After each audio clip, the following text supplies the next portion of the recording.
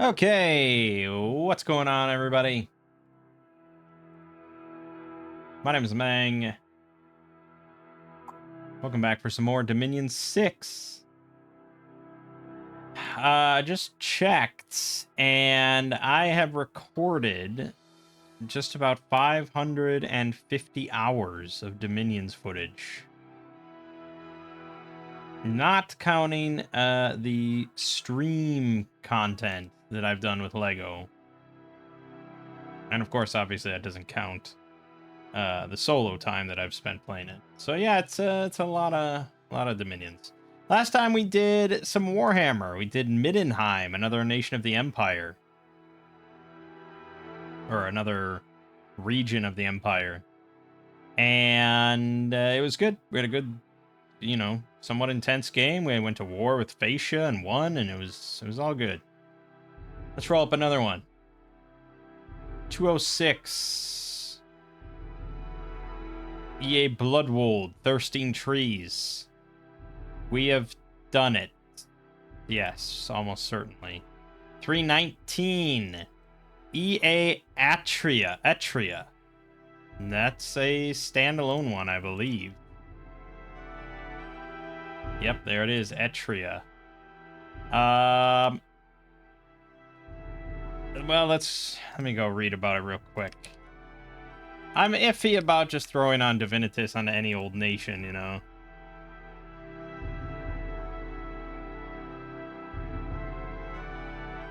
Also now includes a unique Pretender chassis. Okay, so we're not gonna... It's an aquatic nation?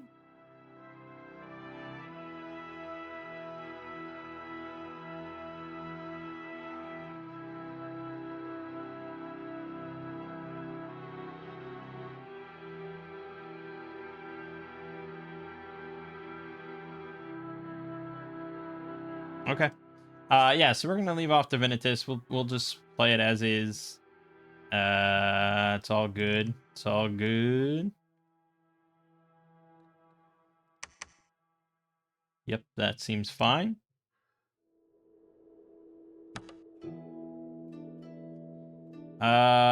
Is it an aquatic nation? I wasn't quite clear on that.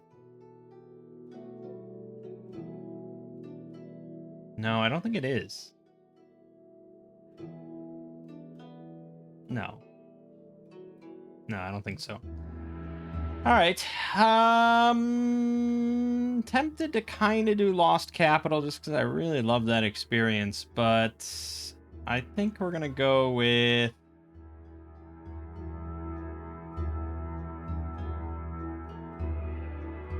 Aluin. I know we just did a big map, but I want Aluin.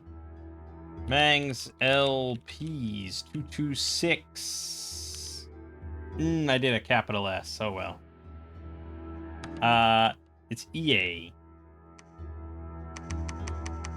We're going to do 14 players. 7, 8, 9, 10, 11, 12, 13, 14. No water nations allowed. Aetria, reign of the Camulians. Long ago, the Aurelians formed 4 kingdoms that were brought under one banner by the conquest of the Camulians, giant jellyfish-like creatures that reside in the clouds above. One of the kingdoms, the Salaminics, rebelled against the Camulians, but were ultimately crushed, and those who survived found themselves exiled to the wastelands of Cycladia. After this chaotic event, the Camulians have used a technique known as bonding to better control their subjects through a magical union of Camulian and Aurelian. With the introduction of the bonded and the ever-increasing importance of Camulian religious doctrine, peace and order seem to have finally returned to Aetria for a time. So we have a race of Aurelians, sacred Camulians, and a sacred hybrid of the two known as bonded. So Camulians were giant jellyfish-like creatures. Aurelians are just people, I guess. And then we have jellyfish people. We have light and heavy infantry, archers, hoplites, skirmishers, and light cav. Few but powerful bonded. Primarily use bronze equipment. Okay. Glamour, nature, water, astral magic, some fire and air. Okay, maybe Wailing Winds. You never know. Maybe Foul Vapors. We'll see. Medium cap only priest, along with a weak foreign recruit. All priests have divine insights and spell singer. Okay, am I crazy? Am I crazy, or is spell singer just not applied to divine spells? I'm not crazy. It says right here. This has no effect on holy spells. That's what it says. Because holy spells you don't usually cost fatigue, so it'd be a very weird thing to have. But I don't know. Our temples cost 300 though, so that's good. Scout, stealth 50. It's like a slightly reskinned vanilla scout. Cycladian Taxiarch, 70 leadership with bronze gear. Simian Strategist, 50 leadership, stealth 40, 4 survival. Argadian Strategist, 50 leadership, patrol bonus 5, tax collector. Salamanic Exile, 1 fire, disease resist 66, affliction resistance 2. Yeah, if you like dirt cheap research monkeys, I don't. Argadian Librarian, this is more like it. 2 water, and then fire, air, nature, glamour, and adept researcher 2. Okay. Water's not my favorite school of magic or anything, but it's got some stuff in it we don't mind. Cycladian Strategist, 100 leadership, gold star, and a glamour. Okay, very unique military commander here.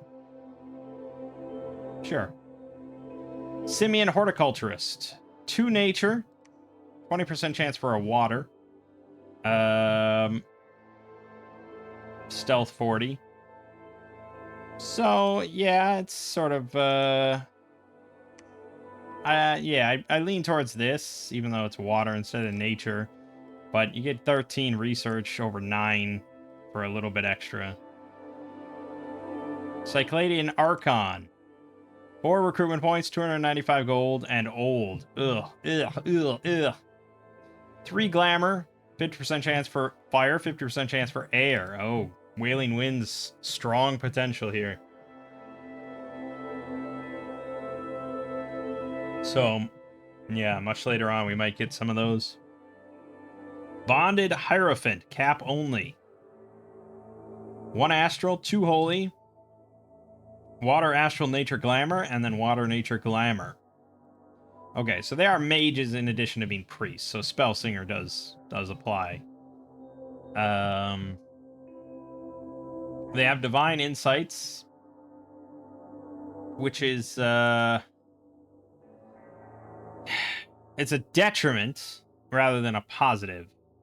If you have so oftentimes this is nice when you have a priest that has just a flat research value, and it's a dirt cheap priest, you know, so it's like a 70 gold priest and they have like 7 research, and so you can just kind of spit them out, especially if it's like recruitment point 1.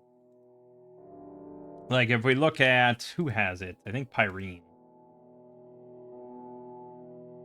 or Femini, maybe. I think maybe Femini has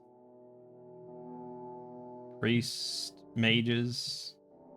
Yeah, so they have so the Femini abbess, or the cloistered lady. The abbess has 6 research by default, costs 115 gold, and 1.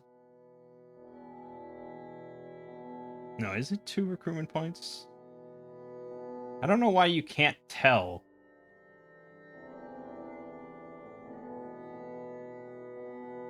On the inspector, it just says recruitment point 10,000, and then it doesn't list, like, yeah, it doesn't list the commander points required for some reason.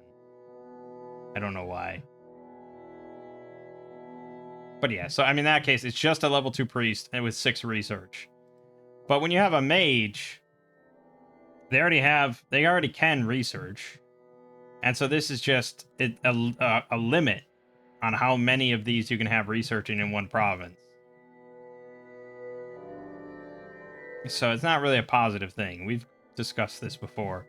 But regardless, it also has Shock 5, Poison 5, Blind, Reduce Unrest 1, Unsurroundable 1, and can Temple Train something.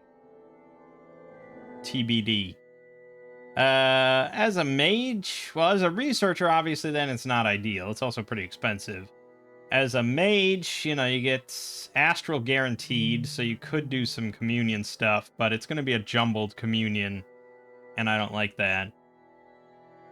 It's unfortunately a bit too random.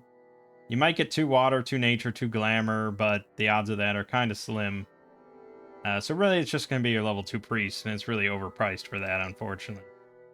Bonded Episcopos, cap only. 150 leadership, 4 recruitment points, 470 gold. 2 water, 2 nature, 2 glamour, 17 research, shock 5, poison 5, blind, unsurroundable 1, combat caster. It's got a base of 22 hit points, 15 MR, 16 morale, 13 attack, 14 defense. It's got relatively decent thug potential, primarily due to Moss Body and Liquid Body and Shroud of Bewilderment. I guess you can also throw Bark Skin in there for a little bit of nature protection. It's sacred, but it can't bless itself, so you have to have the flask. But, you know, you got water mages, so they can make it. As far as a light to medium thug goes, I think it's a solid little chassis for a decent enough price.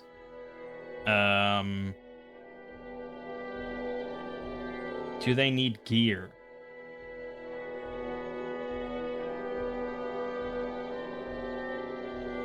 Well, outside of the flask,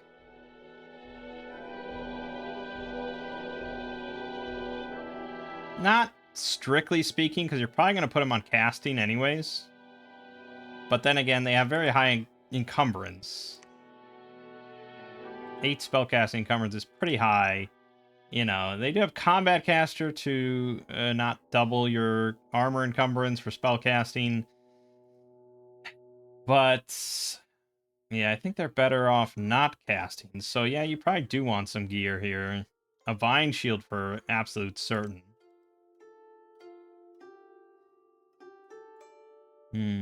Yeah, you probably do want gear. They're never going to be amazing thugs, but there is some potential here.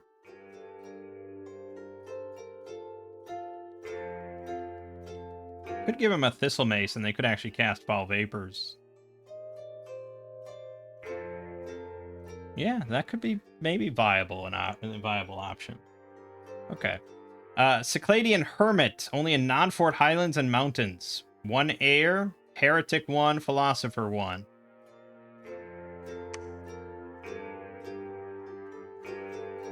So that's if you went like full sloth. You could use this as a very efficient researcher. 55 gold each.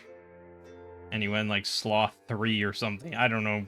That doesn't sound like it's going to be viable, but in a world where you did that, you know, be a very cheap researcher. And Herald of Unity, non-fort provinces. Okay, so this is kind of closer to what I was talking about. 1 holy, 90% chance for astral, 10% for water, nature, glamour. They have 7 research. Technically, they could end up with only 5 if they don't get the 90%. So 1 in 10 will have 5 research. But yeah, most of them will have 7, and then there's a slim odd of them having 9. You got Divine Insights, Spellsinger just for fun, I guess. I don't think you'll really be bringing these guys into battle much, but maybe. I mean, they are priests.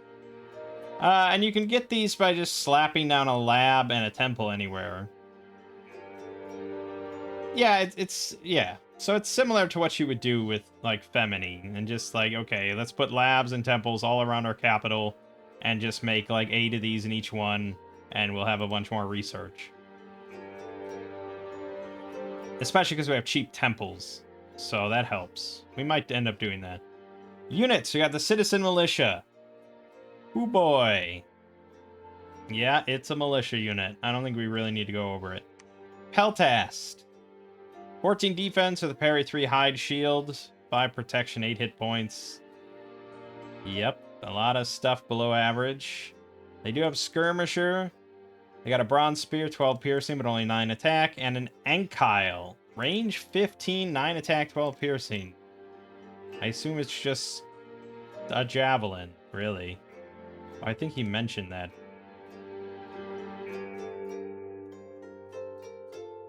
The Peltast uses an Ankyle, which is like a javelin, but it has 4 ammo instead of 2. Sure enough, it does. How often will you actually use all that for? Well, if you have a big block of them, most of them will use it while the front line is kind of busy. But their inaccuracy will probably hurt you quite a bit, especially with that low of protection, that low of hit points, and only a parry 3 shield. And even with the shield, you're still talking about 16 protection total. The Ankyle's gonna, has a decent chance of doing damage regardless. Toxatai.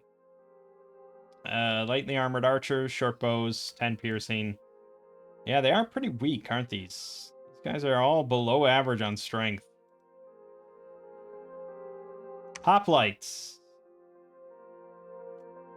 Bumped up to 9 protection, 12 defense with a parry 4 shield.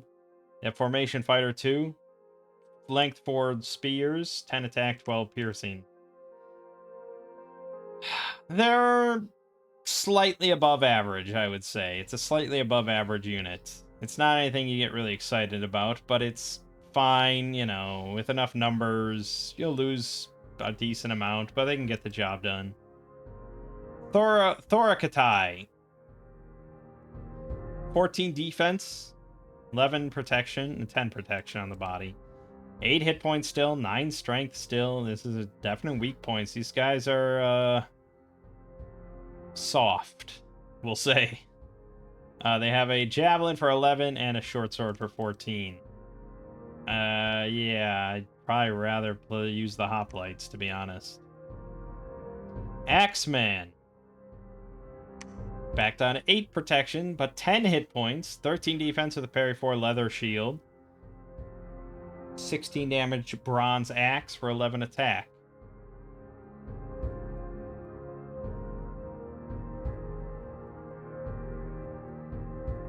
Yeah, it's just not anything special. Bonded Aspirant. Okay, you're the bonded.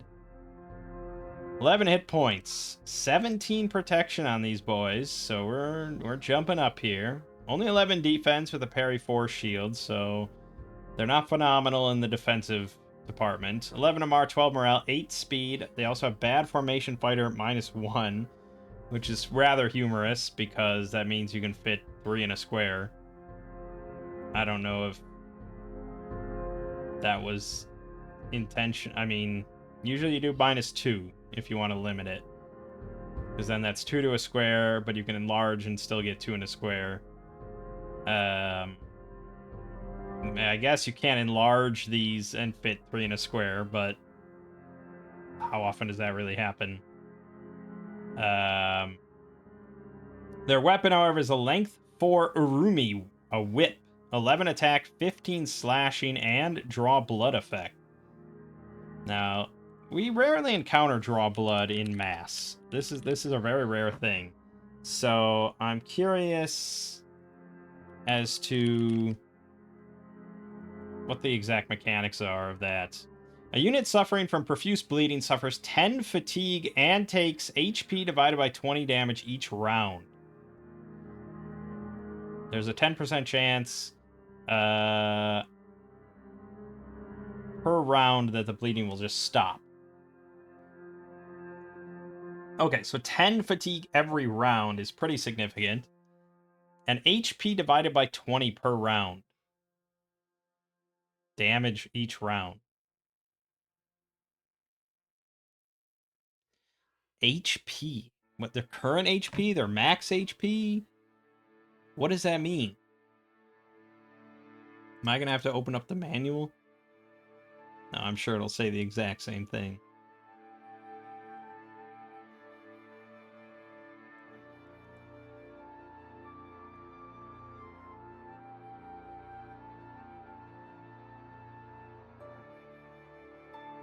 It's probably their current.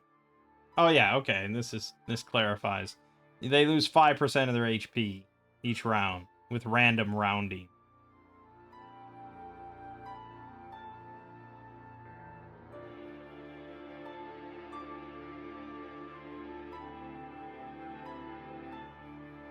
So I think, yeah, that's their max HP, right? So they lose 5% of their max every round. So if you have 10 max HP and the rounding is randomly up or down, well, it's not great then.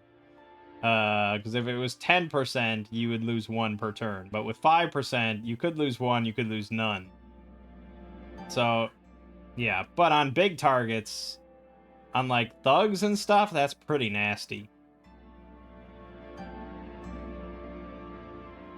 Regeneration does increase your chances of removing it. But if you don't have regen, that's a lot of damage very quickly.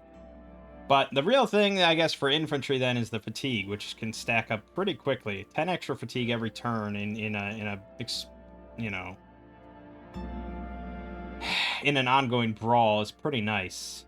And it's also a length 4 weapon, and they have 11 attack. It's not a bad unit, but it says you'll receive a bonded aspirant from one of the 3 kingdoms, each kingdom tweaking the unit slightly.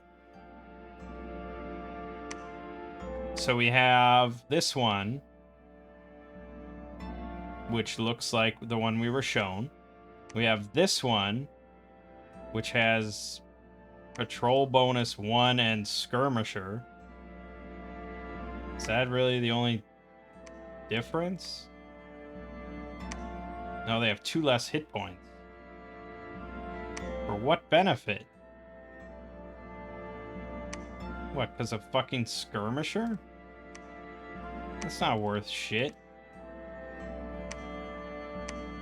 Yeah, that seems just worse. And then this one also loses 2 hit points, loses 4 survival, and gets a different colored shield. Oh, I guess he gets 1 extra MR and 1 extra morale. Okay, but they're all pretty similar, so it's not that big of a deal. But the 2 extra hit points is pretty nice. Salamanic Reaver.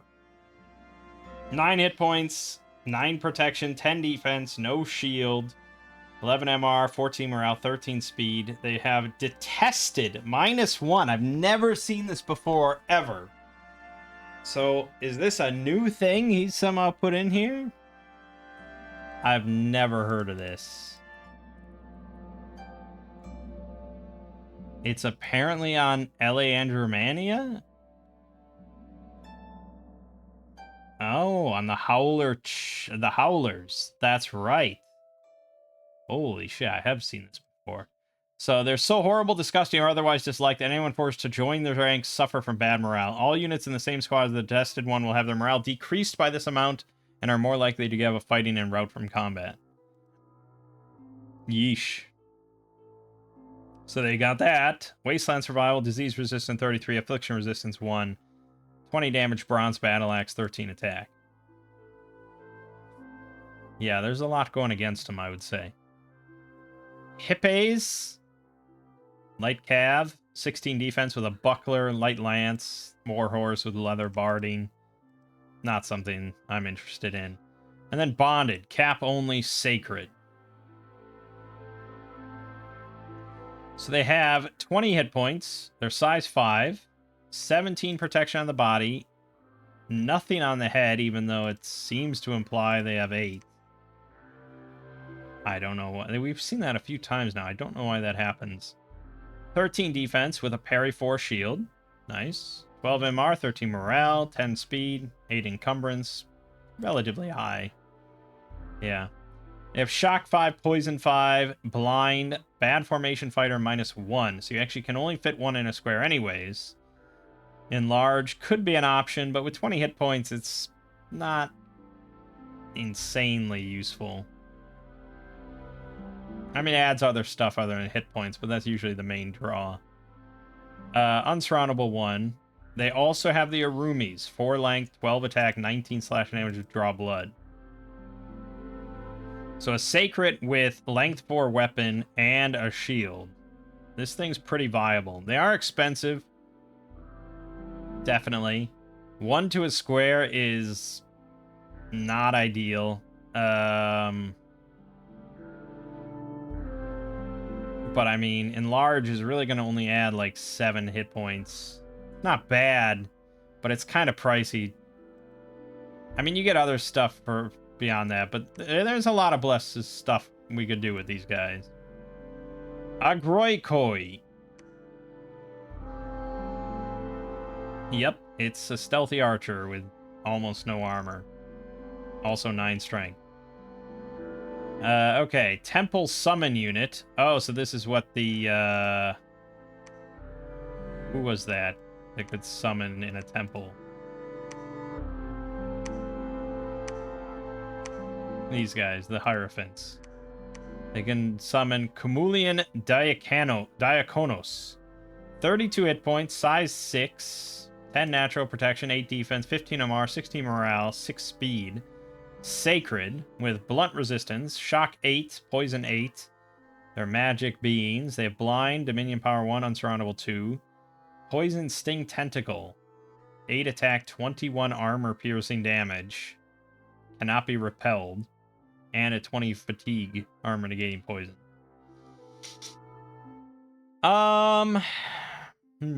They're slow as shit, and they're not flying.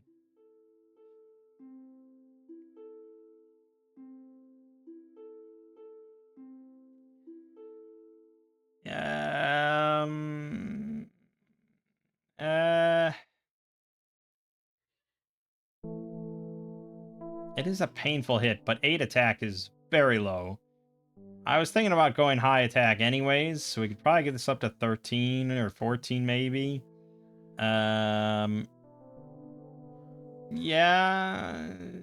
they're kind of squishy. I was thinking about going Stygian Flesh, and that's useless for them. I'd have to go Fortitude or Hardskin or something. So we could go Earth Nature, but I really need Fire at least for attack. If not, Blood for Blood Surge. I don't know. They're not terrible, but I'm also not like... The thing is, it's like, yeah, so it's just... I'd have to pick a Bless sort of for them, and I don't want to do that because I really like these bonded, so I'm iffy on that. Ritual summonable units, we have the Camulians. 60 hit points, size 8, only 5 protection, 13 defense, 18 MR, 20 morale, 6 speed. 200 leadership, 210 magic leadership. They have 3 astral, 3 holy. Blunt resist, shock 10, poison 10, blind, dominion power 2, unsurroundable 2, spell singer. 2 of those poison sting tentacles. 14 attack, 23 armor piercing damage, and poison.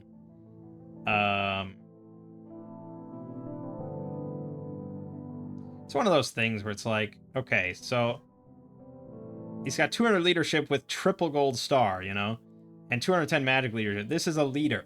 He's also got, it's like a prophet, basically.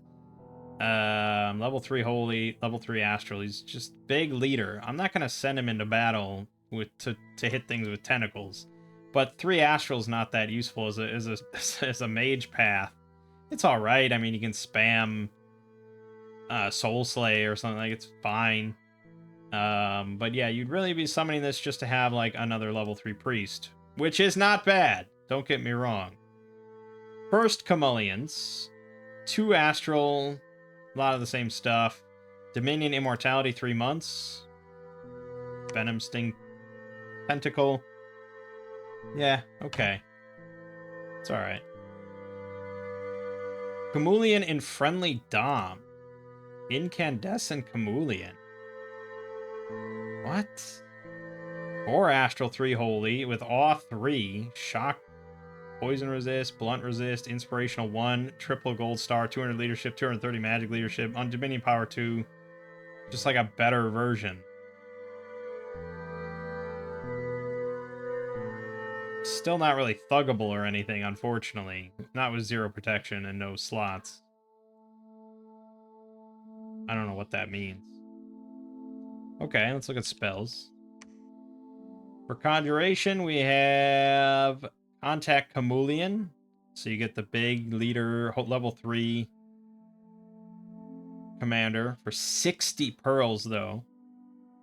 And 6 astrals required. So you pretty much need your pretender for that one.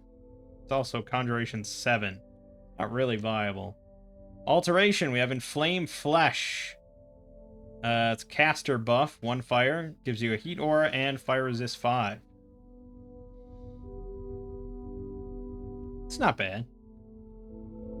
Bountiful Harvest, 2 nature ritual, growth +2 for 1 month, plus 1 month per extra nature gem. It's a nice thing to have. Evocation. Nothing. Construction.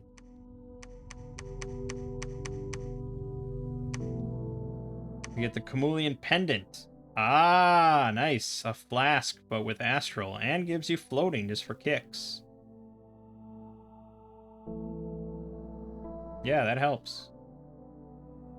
Nice. Excellent. Even though we have water, but we'll probably have more pearls from the sound of it. Okay, otherwise, nothing too special here. Enchantment. Nothing. Thaumaturgy. Nothing. Blood, of course, nothing. And Divine. We get Chameleon Respite. Level 4 Holy. 45 plus range. But it's the whole battlefield. So, yeah. 95 Fatigue on a Holy spell. Gives Reinvigoration 2 to all applicable troops. So, basically, all of your troops that are not inanimate, undead, or water breathers. Yeah, it's good. I mean, level 4 Holy's kind of hard to come by, though.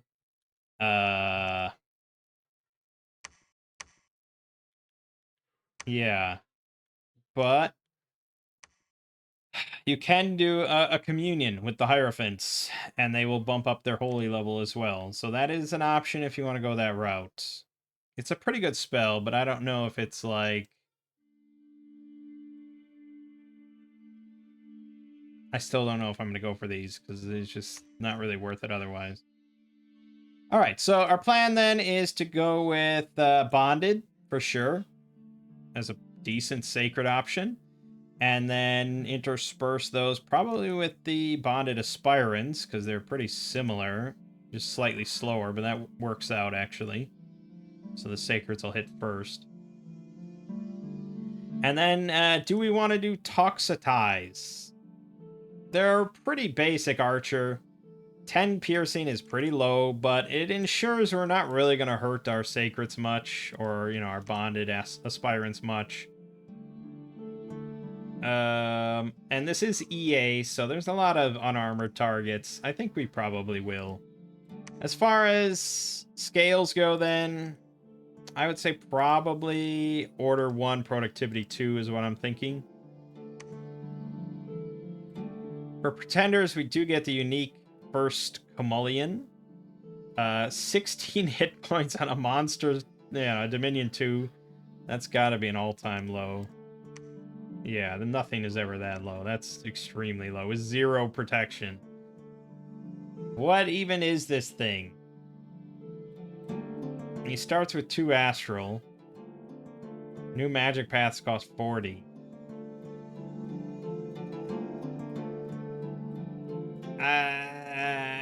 He is sacred, which is very unusual. He's sacred to himself. I don't know. But it's just so... yeah, it's basically just like a shittier Rainbow Mage option.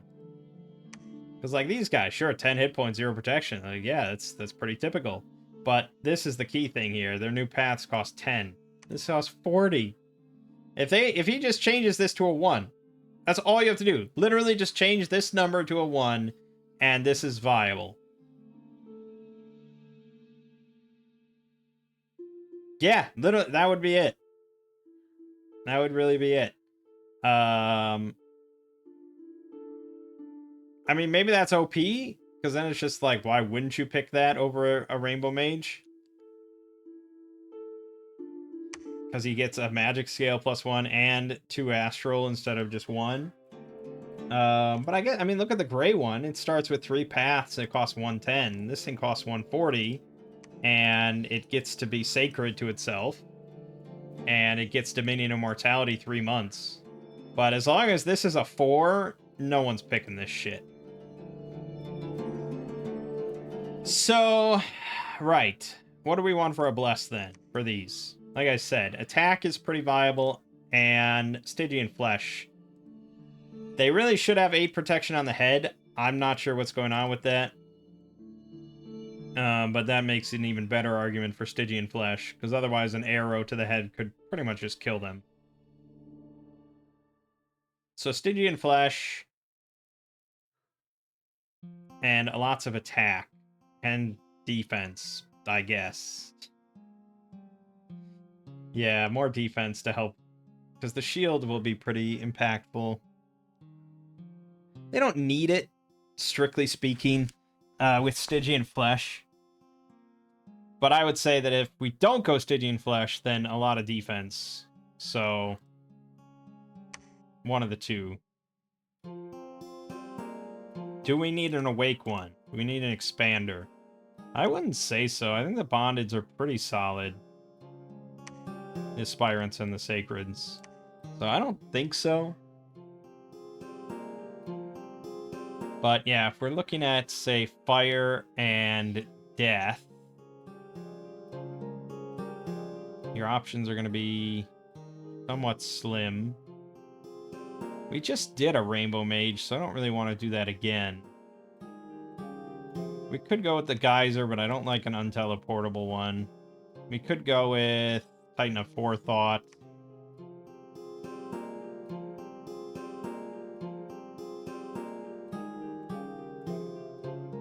Yeah, I suppose, like, we're kind of looking for a Working Man Bless here. And,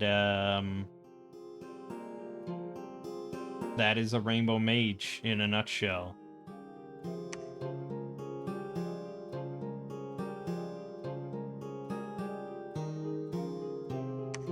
We almost never do a Trinity. We should give it a try.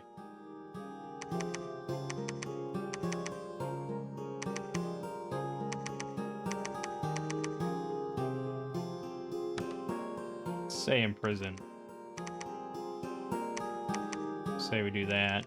Say we do that.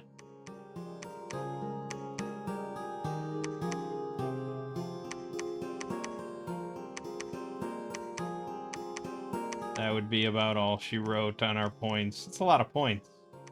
Could go Dominion 5, I suppose. And then grab more death, or more if we wanted to go Stygian Flesh.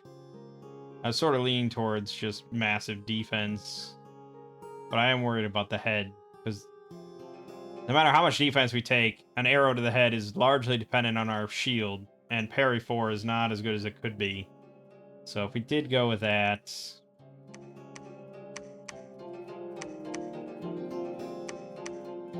That's still so many points, man.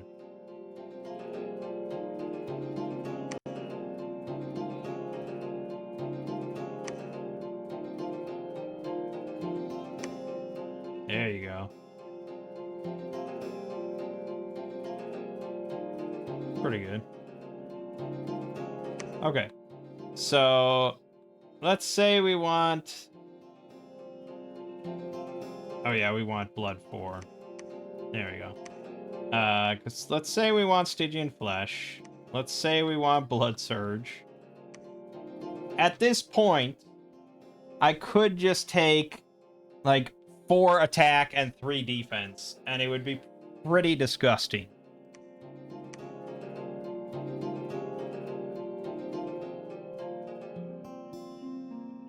We could instead take, like, Undying Enchanted Blood, but that's a lot of points when we could just kill shit.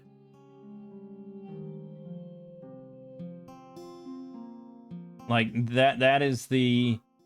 This is the dream of the working man blessed.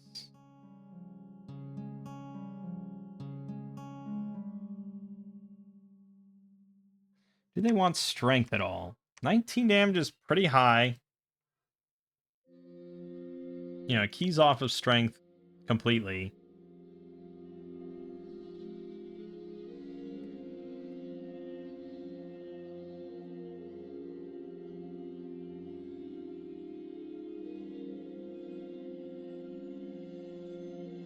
You know, think about it, like, if they were attacking themselves.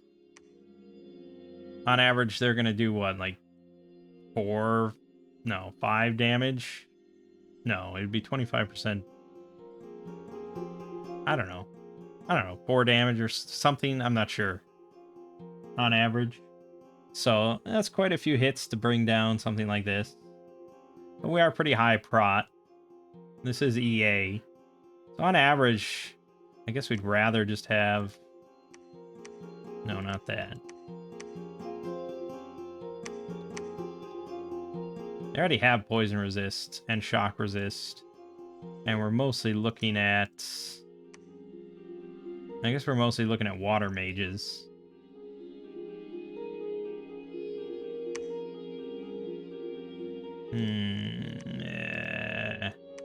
Or am I? I guess I am for research purposes.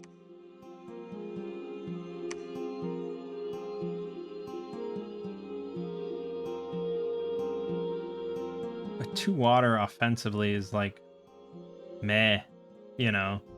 And it's really not easy to get Falling Frost on that. They can do Acid Bolts if they get Fire. But yeah, Falling Frost is 3.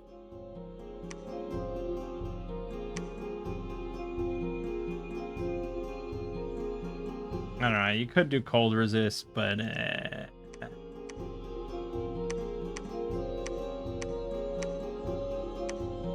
Alright, 4 attack, 3 defense, Blood Surge, and we'll throw, of course, Heroism on there.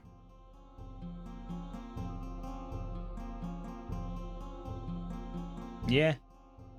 It's pretty good. Pretty good. Yeah, we got 3 of them, which is pretty OP. And we're playing on Aluin, so we'll go max out on that, and away we go. That took a while.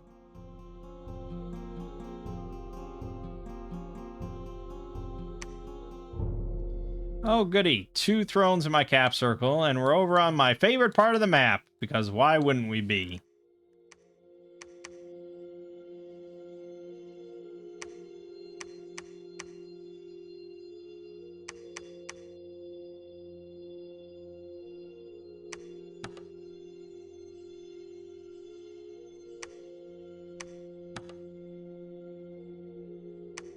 For research, well, it's a good question.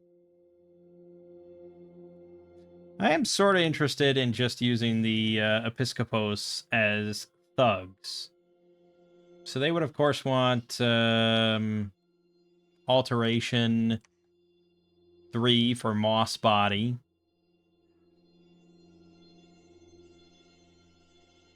And Alteration 4 for Liquid Body.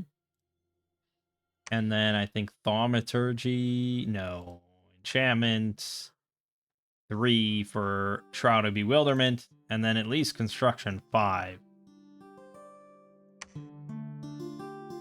Yeah. So I think we're going to go for that. It's sort of the usual thing we do anyways, but...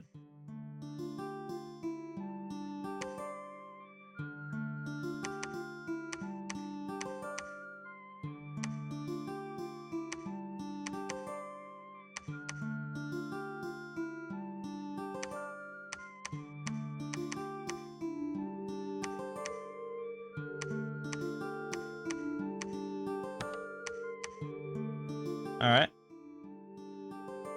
Yeah, so we got 2 thrones. Neither one's too bad, although this one is definitely a little painful. But, elephant riders. None of these are good. Holy shit. I could wait a turn, but that's for the weak. The weak, I say.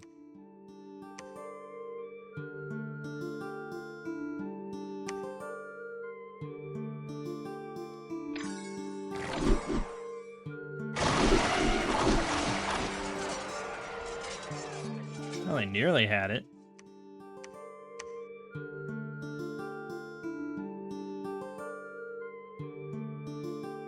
They nearly had it. You got this, guys. I believe in you.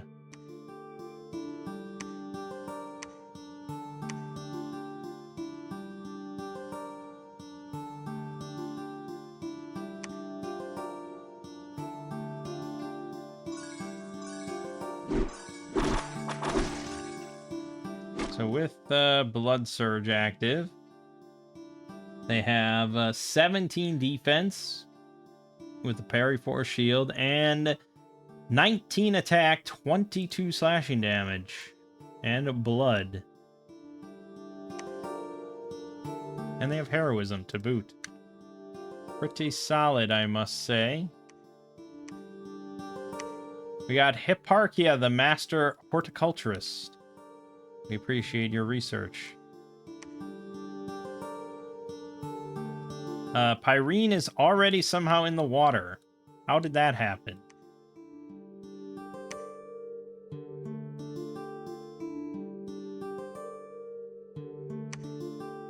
And now he's on the land to my south. Okay, so he's there. He's gonna remain all up in that area. So I guess let's go here.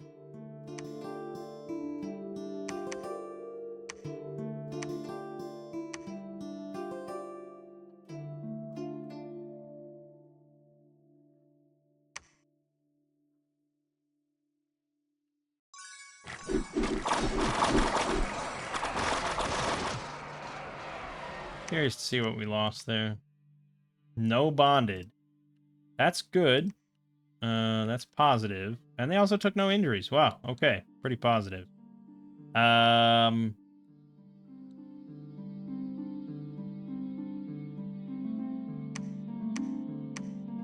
I'm gonna take this, but I'm not crazy about it.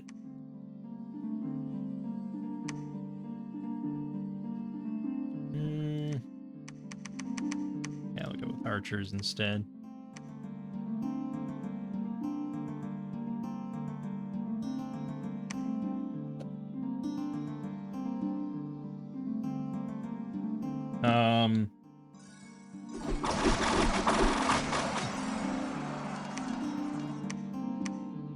Nice. Very nice. So there is a throne here. If we actually wanted to make... We went to construction 7, we could make the pocket ship and actually just sail over there. It would be 3 nature, 2 air, but our pretender could do that. So that might be an option later in the game if he has not taken that.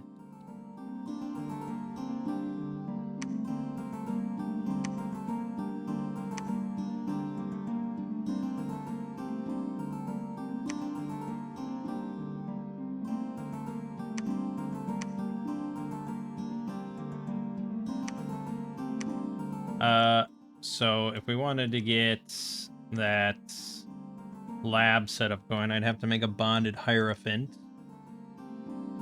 Or a Episcopos. Since these guys are old and we hate old people, and we're gonna want these guys anyways, we may as well get one.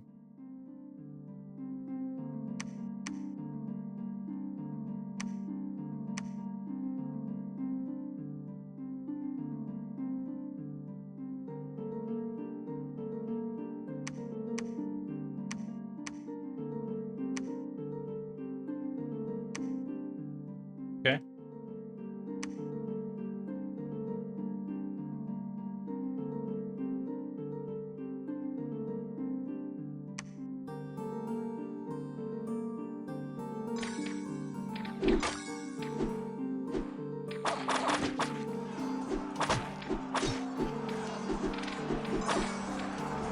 So if we just look at this, you can kind of see why we went such high attack. We repelled 3 attacks from the Barbarians' Greatswords. 26 versus 17, 38 versus 19, and 22 versus 14. Because a length 4 weapon that can repel is very potent. Here you go, another one. So, first of all, we did 14 points of damage and killed the target. Then we repelled 3 more. 23 versus 22, 20 versus 13, 28 versus 15.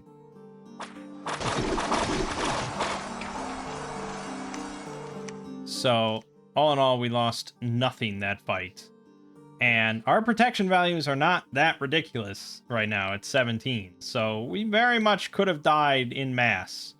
But thanks to, what the fuck, Tiernanog? Thanks to extreme repel, very high attack values, we can just ignore all that shit. Okay, why is Tiernanog already there?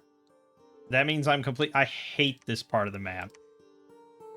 I despise this part of the map.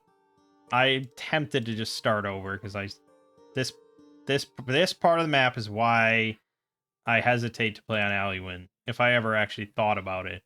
If at any time I'm looking at the map list and I look at Aliwin and it's like, oh, that's a fun map, and then I think about this part, maybe I would just not pick it. That's how bad it is over here. I don't know where he is, but I can't... I mean, we can't go anywhere. I have to go to war with him. I don't want to, but I have to.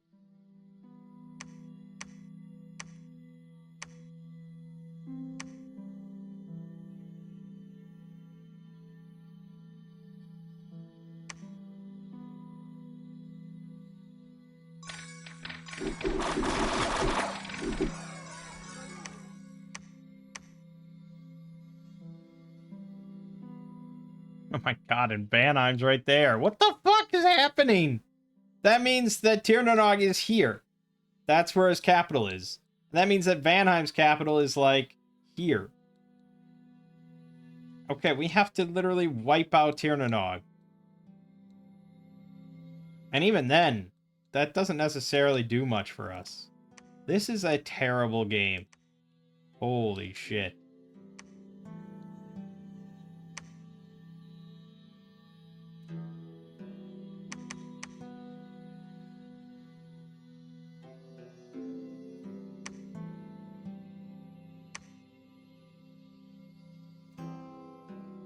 This is bad. This is bad, man. I mean, what kind of start is that?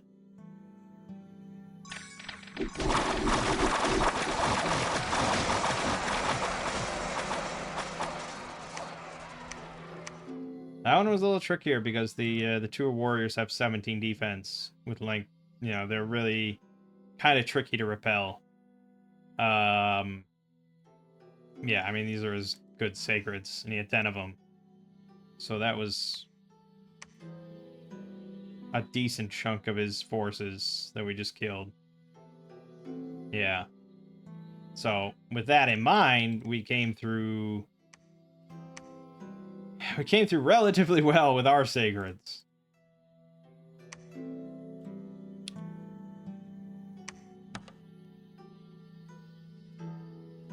Oh, his capital's right there. I don't think we have enough forces to just win this, but we do have 48 more here. We could send you, or we could recruit a... God, it does have to be one of the big boys, doesn't it? Oh, the Archons as well can do big leadership. Or the strategist. Okay, yeah, that's right. The weird military guy.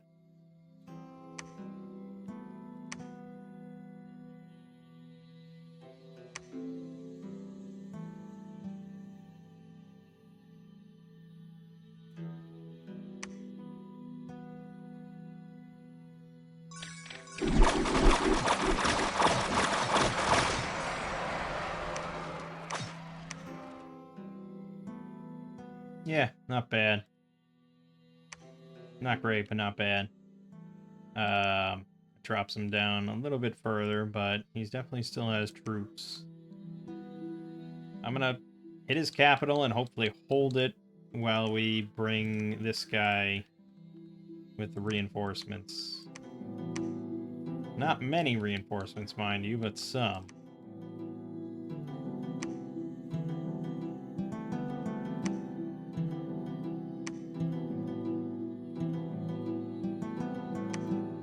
He does have a throne in his cap circle, and he has a fucking abysmal cap circle, which is probably really hurting him for resource-wise.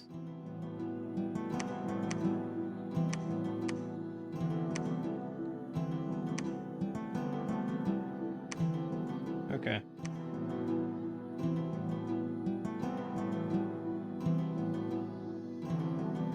Mannheim refused. Ooh, that could be problematic. That's bad. Oh, he held the line. Holy shit! 23 defense he's got. Oh my god. Oh, we did lose, though. We lost 18 bonded. Oh, crap. Okay, that hit way harder than I thought it would. Alright, well, here we hold then.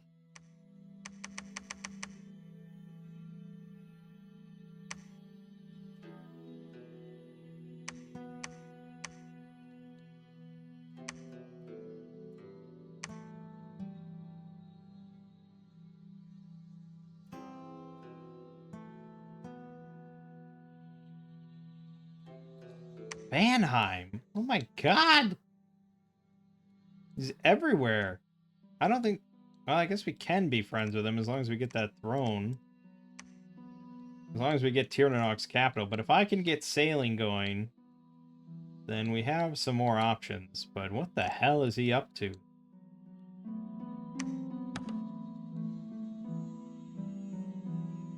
Maybe I should search.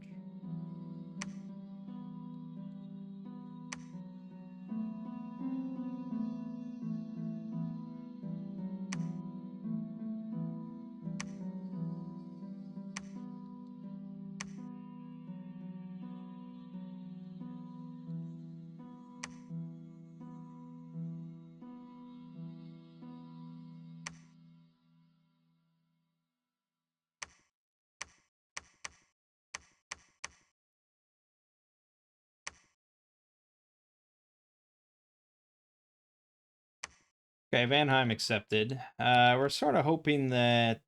Oh, Vanheim is there. How the hell... Got here somehow. Sailing is ridiculous. I think we're hoping that he's just throwing this against Vanheim there.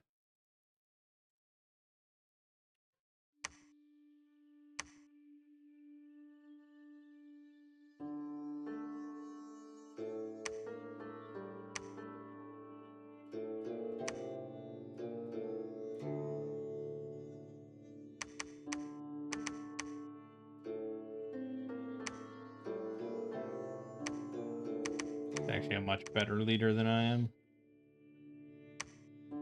So you can do that. Alright, yeah, we're gonna hold for a moment.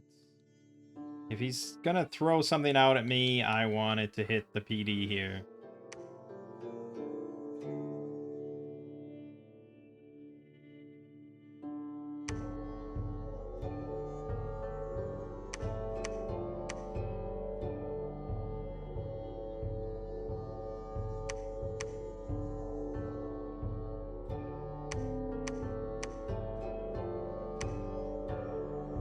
I feel like Vanheim could just win this.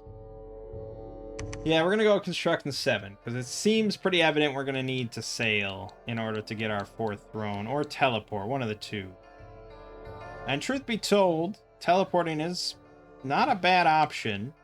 So if we can get this, and we can get Tyrannok's capital so we can take this, then we just have to teleport on to say that, and we're Gucci, or onto this maybe.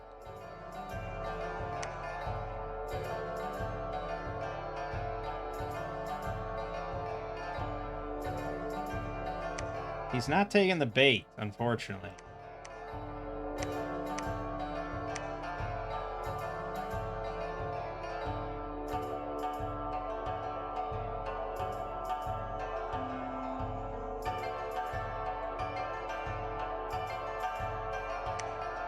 Vanheim has a fuck ton of thrones.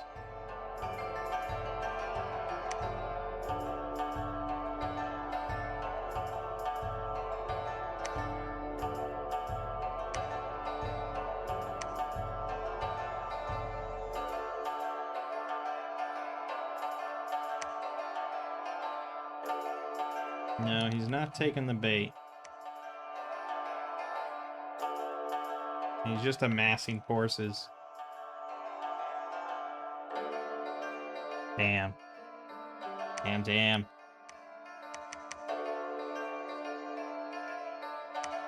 We're wasting time, probably. That I could be... Well, there's not probably about it.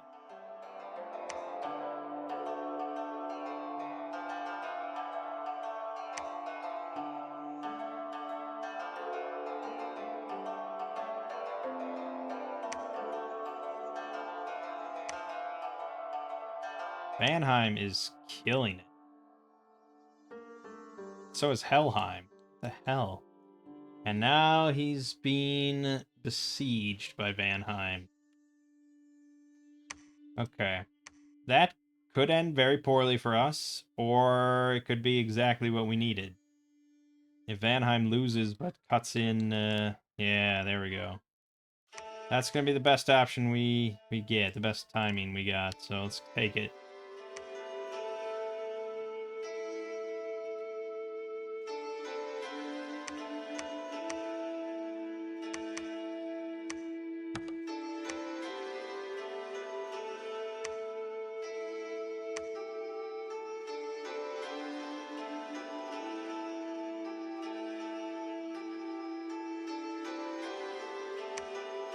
Well, I don't like that it says it's unharmed, and we need more men to breach it.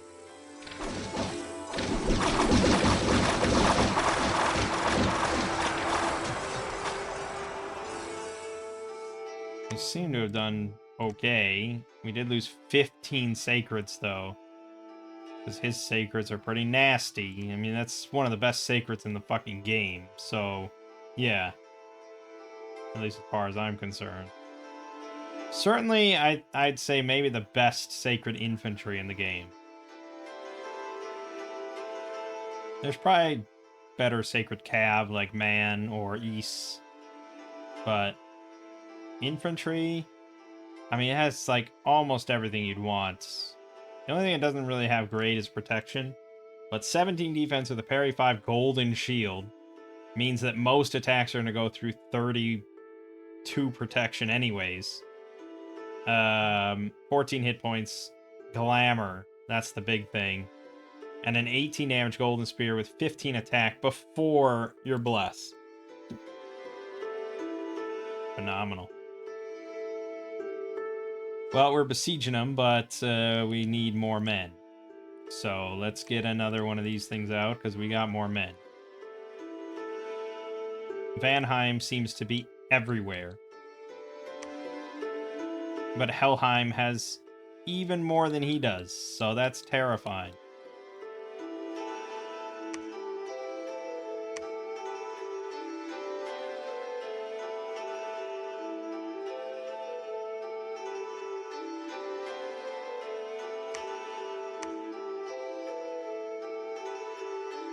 He sent his Trinity at me.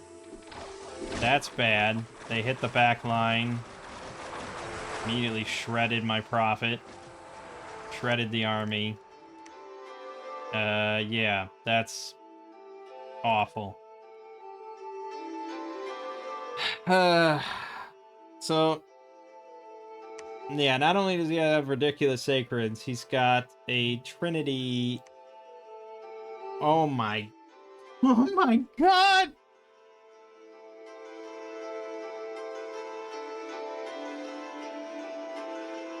Okay. I mean, his scales must be absolute dog shit. But he managed Fate Weaving, Awe, and Dread on his already insane sacreds.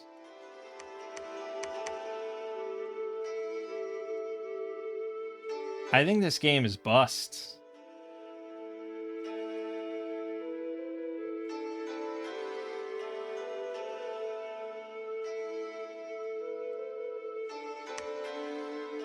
I think we have to go for peace now against Tirnanog.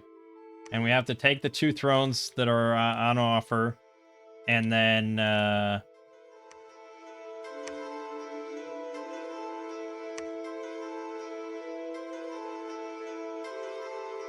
and then try to teleport or something onto the other 2. Or just as a last-ditch effort thing.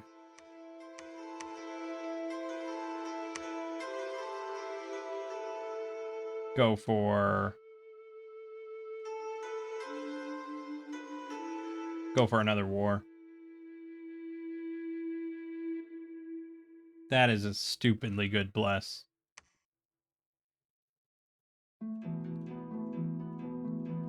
My lab and my capital burned down. Great.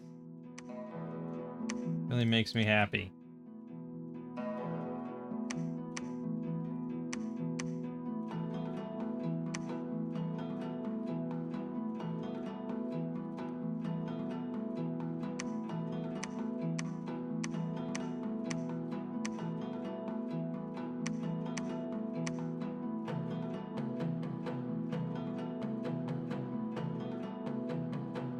I wish you weren't old. But you are perfect for Wailing Winds. And you probably can... Oh yeah, if we had a lab, which we don't.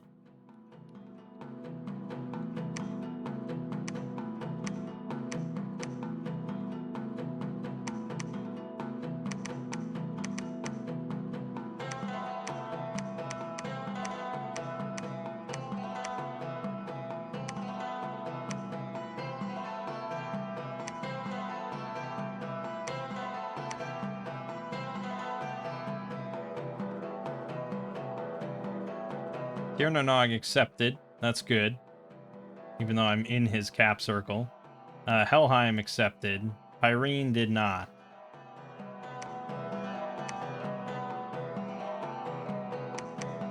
This guy's already diseased. I fucking despise old people. I'm gonna just continue to hammer that point home about how much I hate old people. I was gonna make this guy the prophet because it's like he's got great leadership. He could cast Wailing Winds. You know, he's like a prime candidate, but he's fucking old, and thus he should die. That I feel very strongly about it. Old age is second only to insanity as like things that completely piss me off in this game.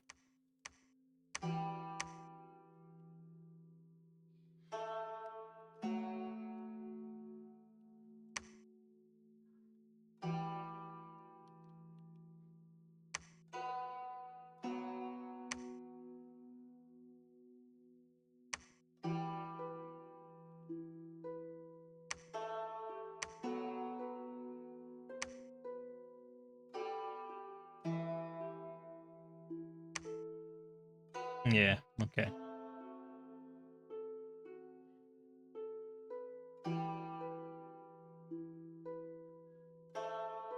Helheim accepted. I thought they already did, though. Who hasn't accepted? Pyrene.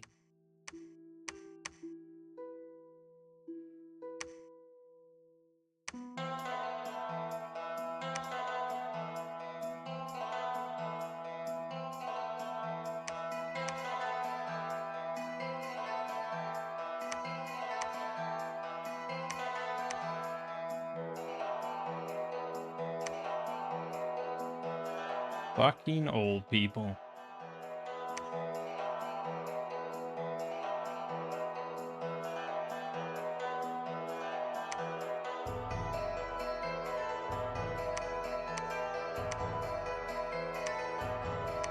Sometimes it's worth it, you know. I mean, don't get me wrong. Like, I'm still probably gonna make another few of these guys because they can cast Wailing Winds. I mean, so can my pretenders, but as a prophet, no.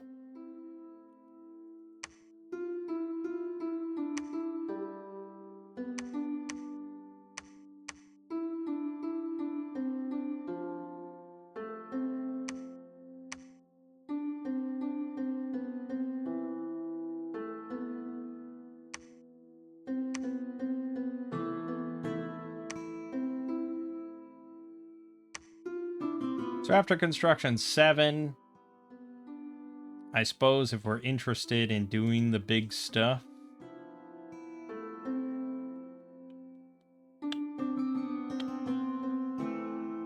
well, we went for construction 7 because I wanted to do some thug shit. And I guess we can, but this is the kind of thing where it's like, I only really want to do thug shit if I'm going to be going to war. And right now I'm not going to war. Also, I love that I can't make a scout anywhere. Brilliant.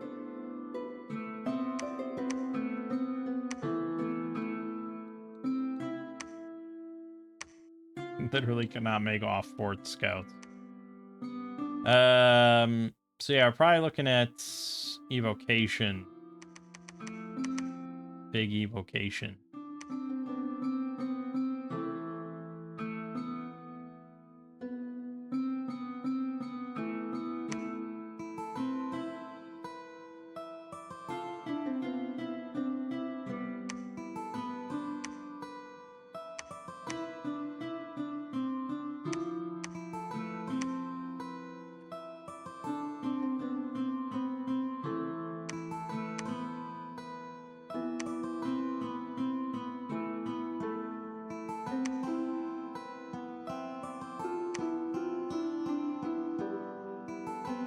Mm-hmm.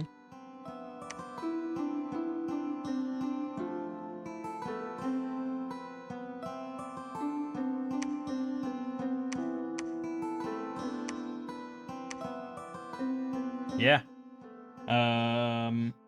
Still doable. I think we're still not friends with Pyrene. Want that. We're gonna go check out that one.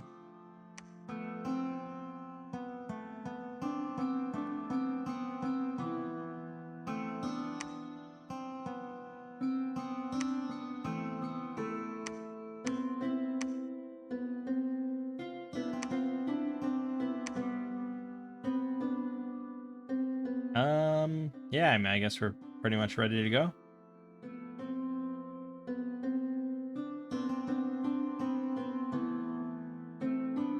We do have a lot of moss body spam now, so that's kind of nice.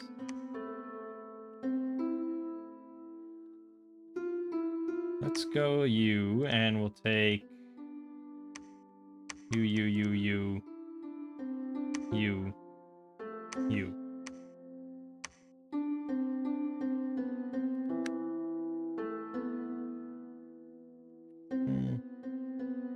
Sure. Oh, wait a minute. Wait a minute, Mikey. Don't do that. You need to be a prophet first.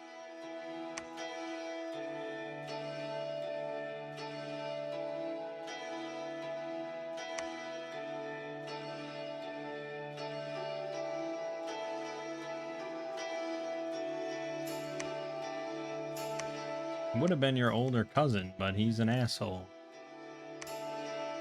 Okay, now go.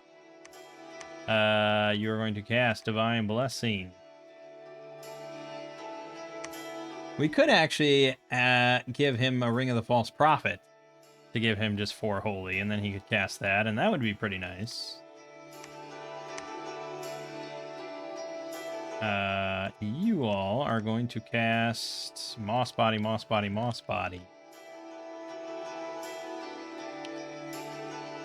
But, you know, we want it to be, I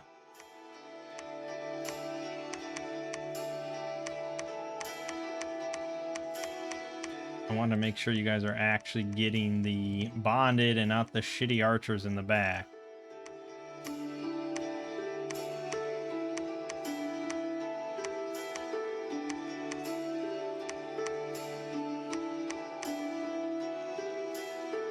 We'll see how that goes.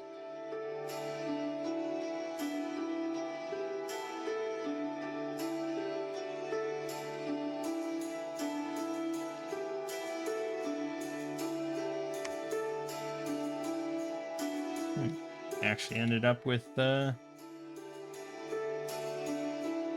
nature.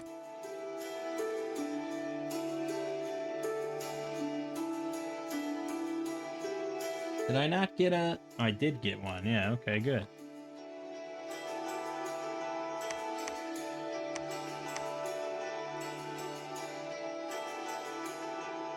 You can go too.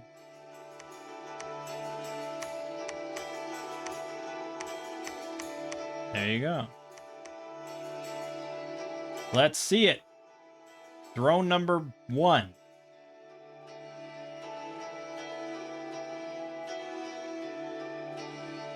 Irene accepted. Found an enchanted field. Our gods arrived. This is a good turn. Moss body. Moss body on archers. Great. Yeah, I mean... This is why we don't do a lot of moss body anymore. It's just really hard to get it where you want it to go, and it's so limited. But we took it without a single casualty, so that was good. Alright, so there's our 3 beauties. Now, they each have a lot. 29 research, 31 research, 35 research. That's pretty massive. But they all have pretty shallow, different paths. I mean, we took shallow paths in general. But yeah, no one's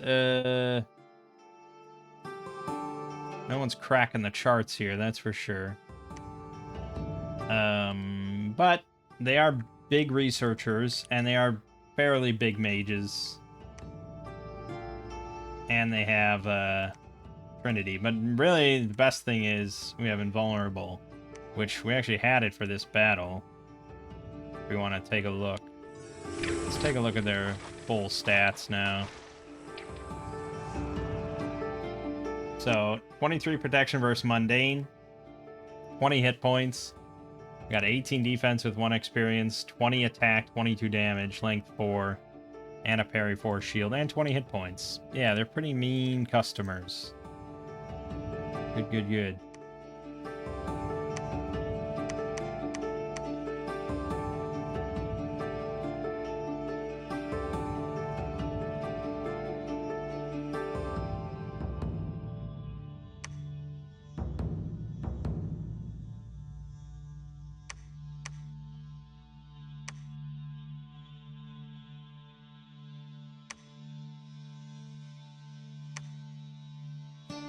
Right.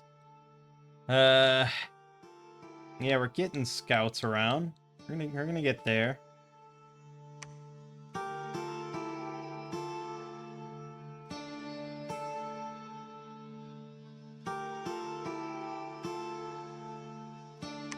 Enchanted Field, died from a disease. Krates, the Master Librarian. Great, with Inspiring Researcher, +1. And 21 research in his own right. Great, we're gonna move along pretty nicely here. We are hemorrhaging Dominion here for some reason. Yeah, look at my Dominion just plummeting. The fuck? It's gonna help when we get these 2 thrones, though. We'll rocket it up, don't worry. Dominion spread 3. We get +1 MR, increase magic by 2 here. Good, good. It's all gonna be good.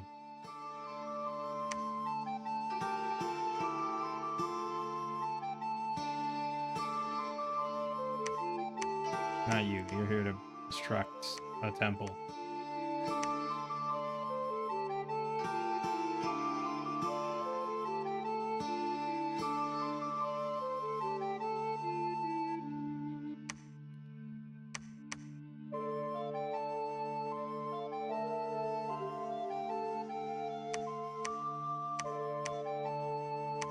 Alright, next one. You know how we do.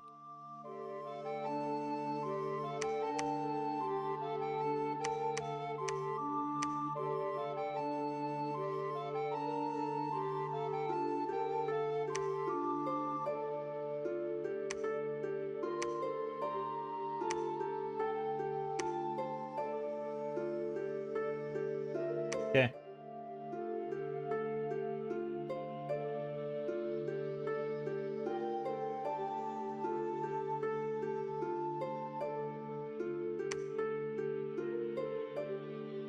Look upon my army.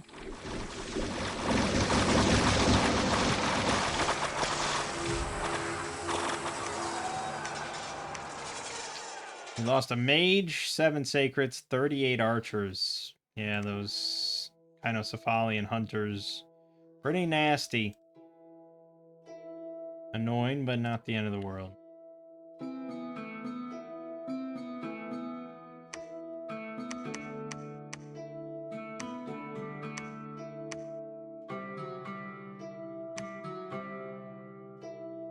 Okay, well that's 2 thrones. This one, oh, Pyrene has taken this one.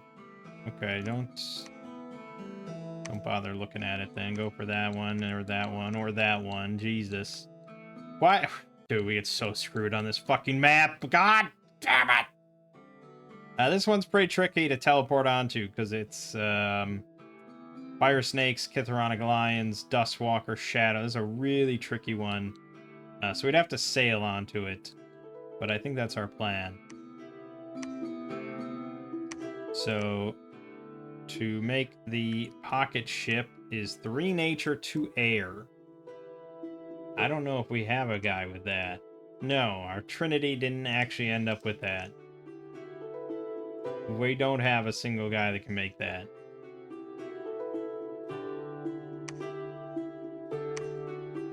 That's good. That's real damn good.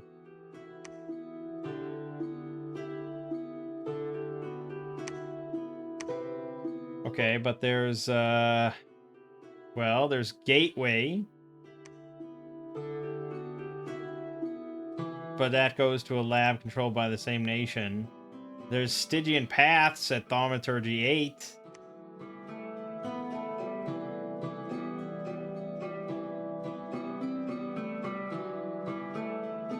But it requires 5 death. So, you know, there's that. And we have no death gems, by the way. Fuck. It's not looking good. We can't teleport the Trinity. And we have to go to war with Pyrene to take 2 of his thrones. It's really the best option now. Really the only option, I guess. So it's a question of how long you want to wait before you do that. Irene has 4 thrones within spitting distance of his capital. His capital's here. So that's 1, 2, 1, 2, 1, 2, 1, 2, 3, 4. We can only dream of setups like that.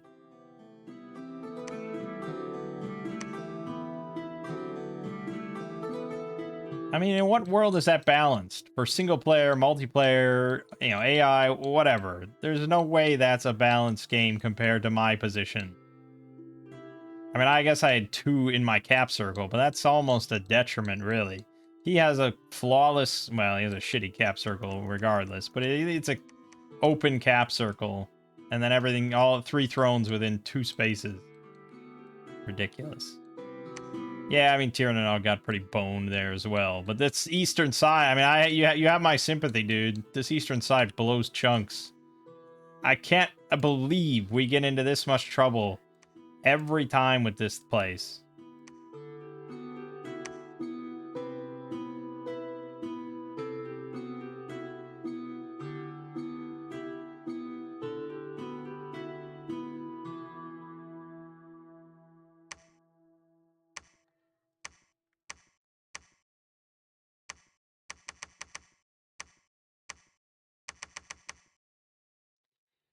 Right. Well, I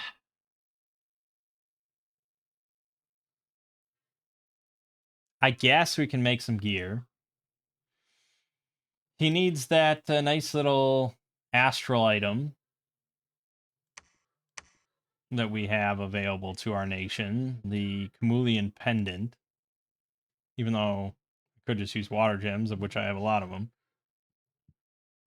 He needs a Vine Shield for sure. He needs a Firebrand or Frostbrand. Usually Firebrand, I guess. Or Frostbrand. Alright, we'll do a Frostbrand. Well, then any of these jabronis could make a Frostbrand.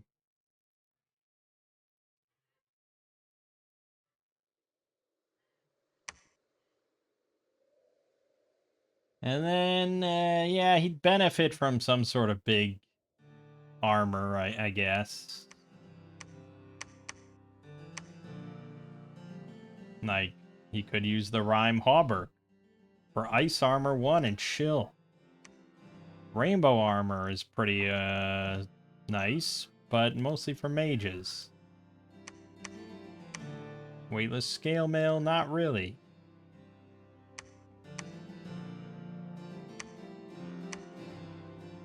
The Hydra Skin Armor would be juicy, though. That's nice.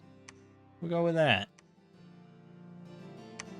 I'm not really planning on him going alone unless I need him to go alone to, like, retake something. So he'll be with the army and just, you know, attacking shit. You don't need that.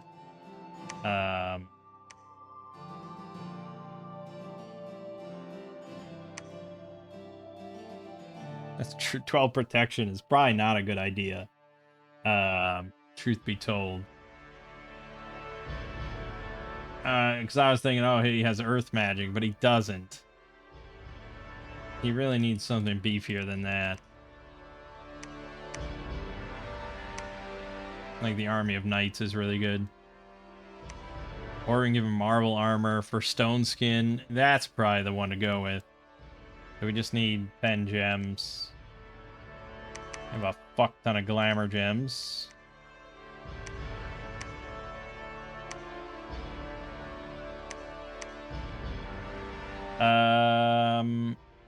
Yes, indeed.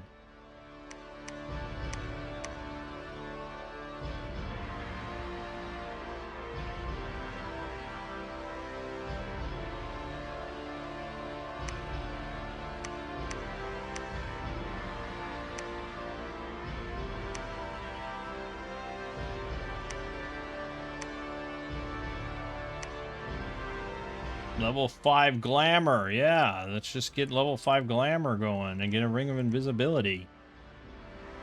Yeah, but we could give him a ring of regen. That would be pretty nice. That would be pretty nice. Sure.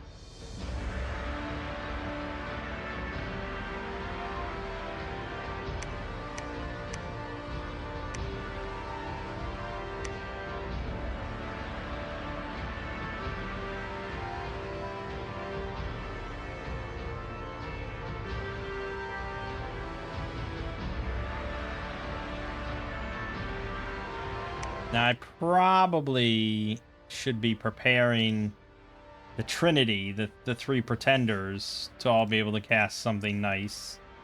Because this one does have 3 Earth, right? And so...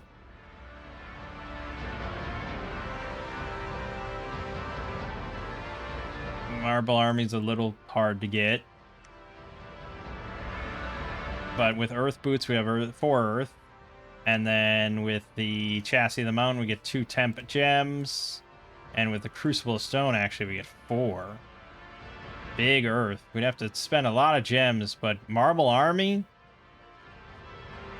You're cooking, baby. You're fucking cooking with that. And we're gonna have you make Earth Boots. Yeah, we're gonna convert a lot of these glamour to Earth. So make Earth Boots. You have 3 air, 3 death, 2 glamour. Getting Wailing Winds out of you is a little tricky. Mostly for the gem costs.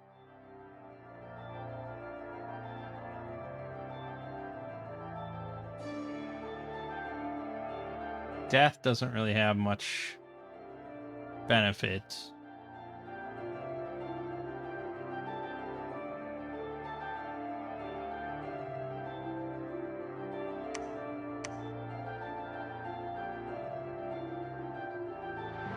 Okay, so it's... So we can make the cat. Well, is there anything else we can make? Not with 2 glamour. We actually can't even make this. That's 3 glamour. I might have to empower her in glamour. So just looking at glamour shit. This gives 2 temp gems. And we can make that once we hit 3. So that's pretty good. And then we can make fairy in a bottle.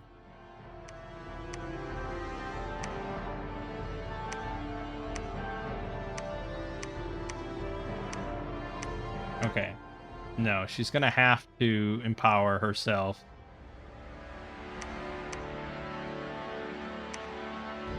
I spent 1 too many gems. Okay. That's fine. You have big nature. Foul vapors... Maybe, but I'd have to also cast Serpent Blessing, and we'd also have to go down enchantment quite a bit. We already need to go down alteration for Marble Army. We have to go down to enchantment 8. Or alteration 8. That's pretty hefty. But we also have Army of Giants.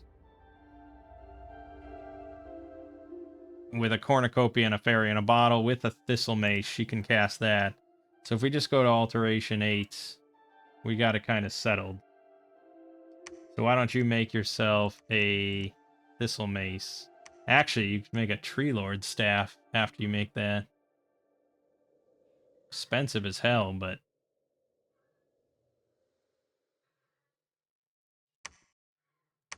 it's also a little overkill. Okay. We're getting things set up.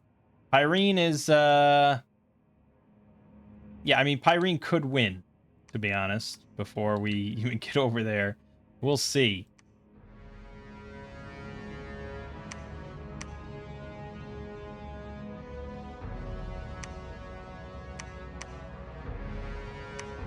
"22 protection before auto stone skin. 30 hit points. Doesn't have a helmet.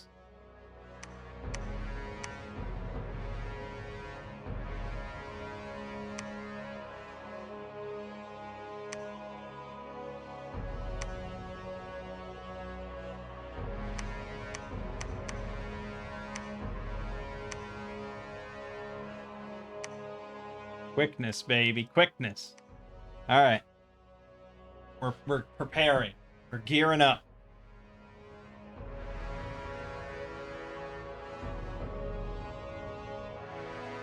Mages are dying. Okay, you are now going to forge yourself this veil. You need 15 glamour gems for it. We got glamour. Good.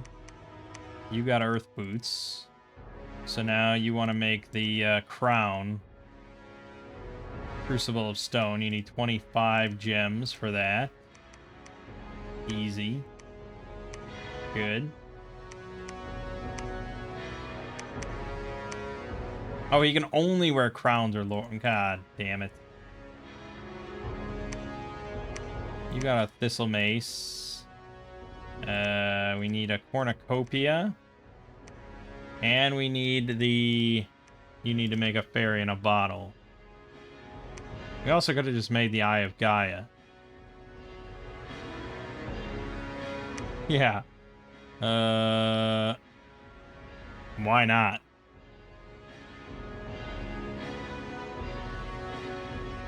Loses sight in one eye. I've already lost both eyes. Oh, we also have the Eye of the Grey Ones, which restores my sight. Okay, it's gonna get a little fucky. Okay. Yeah, we're gonna make the Eye of Gaia. We need 5 glamour gems.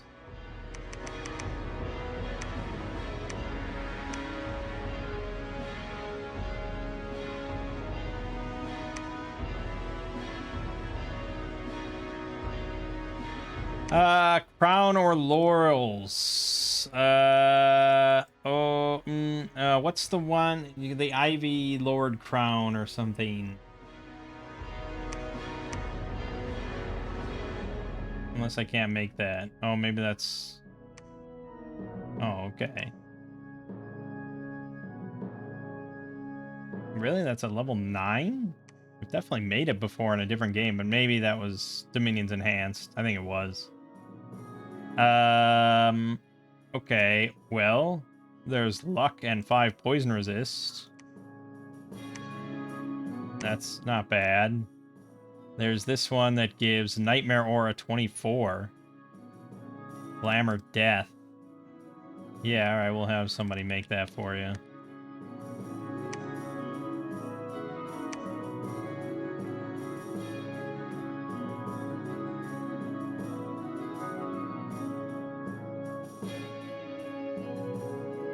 Someone's gonna declare war on us, and we're gonna be fucked.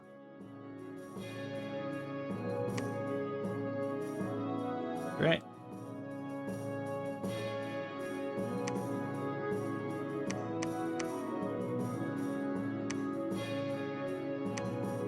Five glamour, 5 death.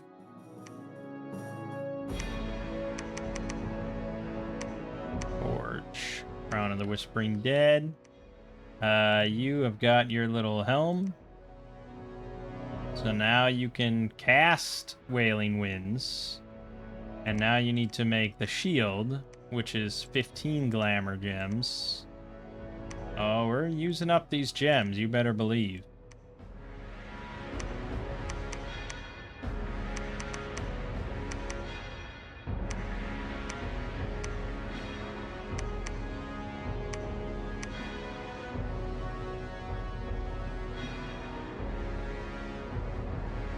Okay.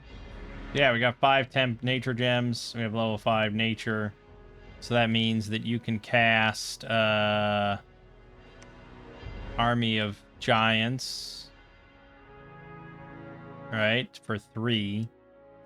You would need one other nature gem then to throw on Howl. We're talking about a lot of research before I move out.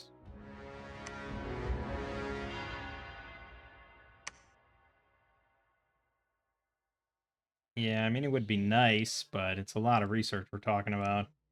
So, we'll just roll without it.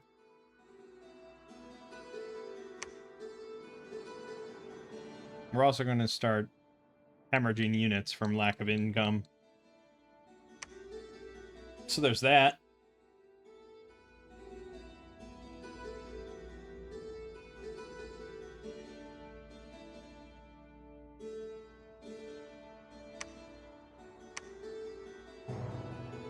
Helheim has 2, Pyrene has 2.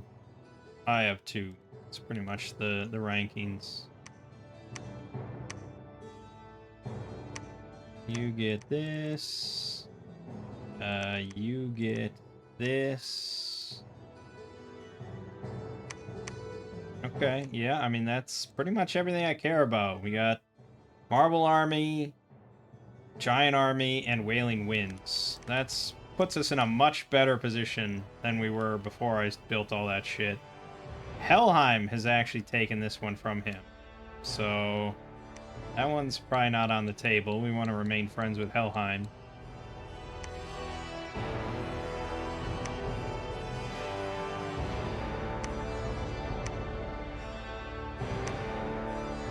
Alright, 695 research a month. Yep.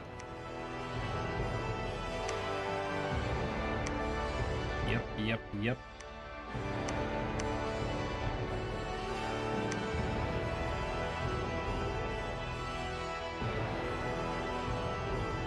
Video's running a bit longer than I thought it would.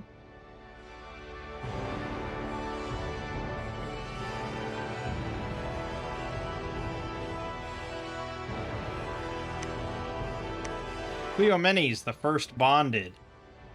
Holy shit. 2 fire, 2 water, 2 nature, 2 glamour. And he's got Camulian Gift as a weapon, which does 19 armor piercing damage and 35 death poison. But it cannot be used for repelling. It also can't be removed. God, that actually takes away a lot of his benefit. Alright, well, welcome to researching. 744 a month. It's still a good number of turns before we get this. Yeah, boy. But it's our only odds. It's our best chance, so wait we shall. Irene still has 2, Helheim still has 2, but they're getting slurped up. This one's still sitting, shockingly.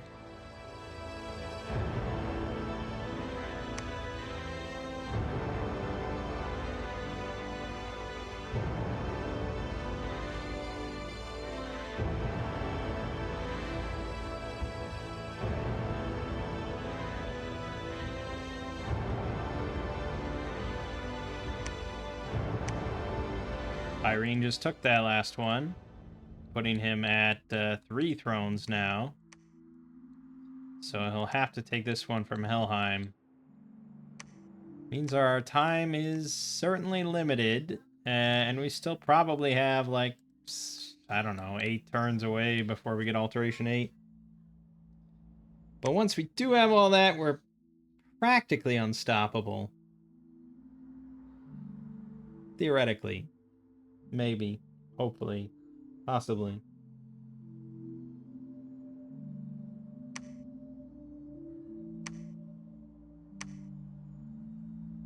Origami.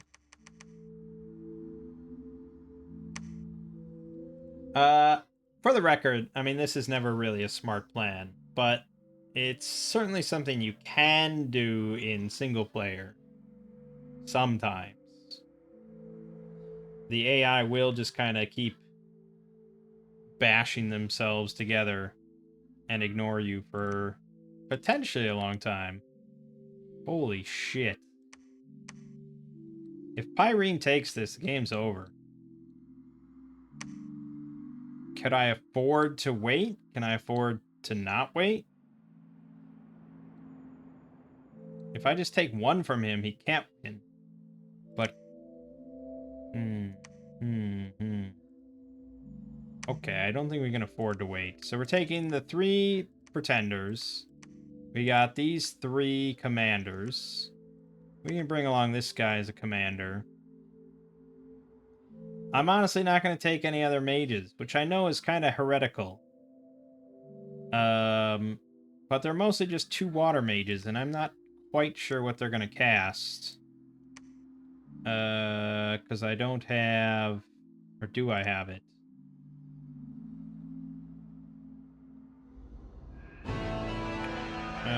Well, I have slow, I guess.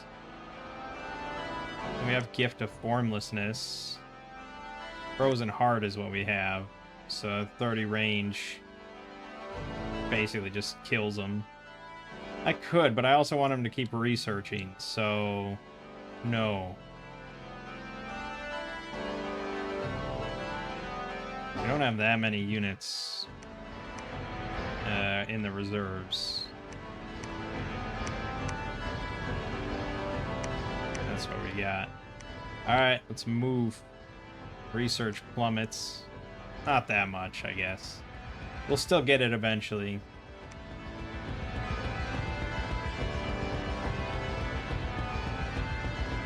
But we just can't afford to wait. I mean, it still might be too late. Irene might have won. Yep, he just captured that. As far as I can tell, he wins, unless Helheim took the other one from him. Oh, also, we have to actually declare war on Pyrene. That was smart.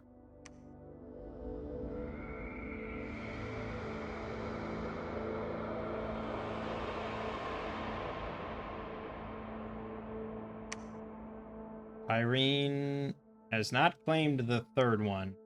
But I guess he could claim them both right now. We see the defeat right here.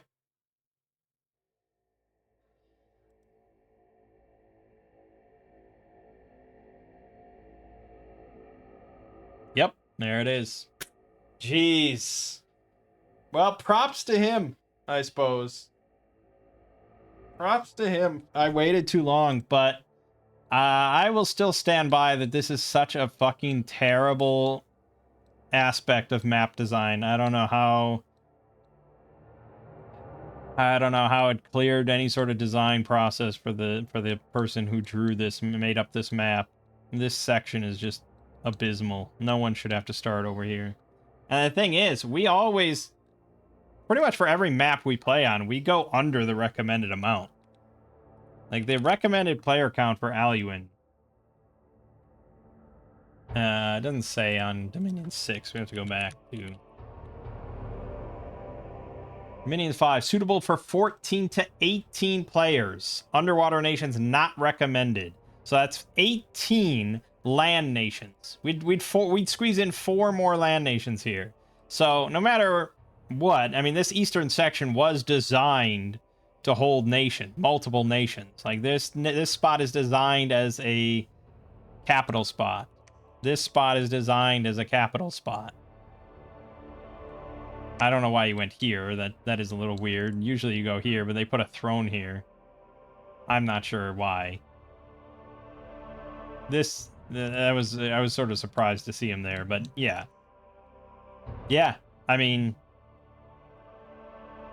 I don't know. Whereas look at Ulm here. Look at fucking Ulm. Look at how glorious of a region he has to himself. He's got a 4-province cap circle, and the closest enemy is Arcoscephali here, which is like, if you go by land connections, 1, 2, 3, 4, 5 provinces away. Now, we were 1, 2, 3, 4, 5, 6 away from Tirnanog. That's true. Yeah. And we were 1, 2, 3, 4, 5, 6 away from Pyrene. Whoa, amazing. Except when you count, like, the actual amount of land available to us. Like, Tirnanog has basically nothing without intruding on me or on someone else. It's just abysmal. I hate this part. Like, in the future, if we load up Aluin and I'm on this eastern side, we're restarting immediately. No, like, no question. Like, I refuse. I just refuse at this point. It's just stupid. It's lame. And I don't want to put myself through it. We have won on the eastern side, but it's never been, like, an enjoyable victory. It's a stupid slog, and it's just not right.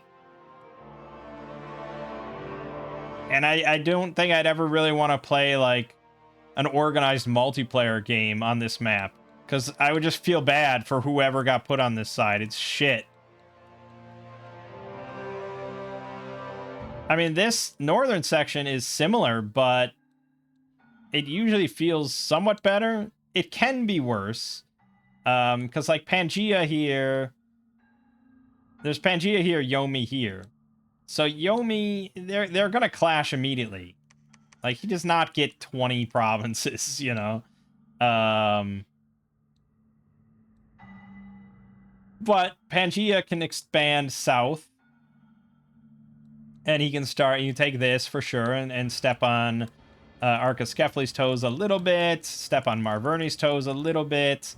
You know, if he can get this and this, that's not bad, and then he can maybe get up to this, whereas Yomi can keep going east for quite a while before he bumps into, I don't know, Rus here. You know, he can get up to here. It's not great. No matter what, it's not great. It's a very pretty map, but I struggle to say it's perfectly balanced. But anyways, as for Aetria, yeah, I mean, pretty solid. Usually, you know, when we play like a standalone modded nation, not part of a collection or not part of Enraged Eggplant's like 52 collection, whatever, usually, you know, we like to see some very unique ideas presented. Like, someone is focusing all their time and effort on like making a one nation and putting it out there. I think we do have some stuff here, like the bonded. Actually, a sacred unit with whips is very unusual. I don't think I've seen that before, so that's pretty good. And the aspirants and stuff. That's all nice. It's a decent enough roster, especially for EA. I mean, for EA, it's very nice. We didn't really get to see it used, but the Episcopos as a thug, I think, has some pretty nice potential. And I would like to see a bit more national spells, of course. That goes for almost every modded nation. I understand.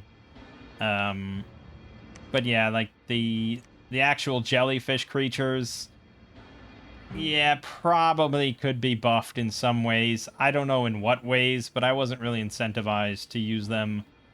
As far as I can see, they're just like big leaders, and they're level 3 priests. It's like, great. That pretender, again, like if you just change that magic path thing to 10, I think you got something going. This thing that you can actually recruit out of temples, it's not bad. Don't get me wrong. I would have had to have picked a bless specifically for these things, but I don't think they're that bad. The 8 attack, though, is painful. 8 attack, 8 defense, 10 protection. You require a very strong bless to make these things work. Honestly, I think one of the better blesses for them might be flight.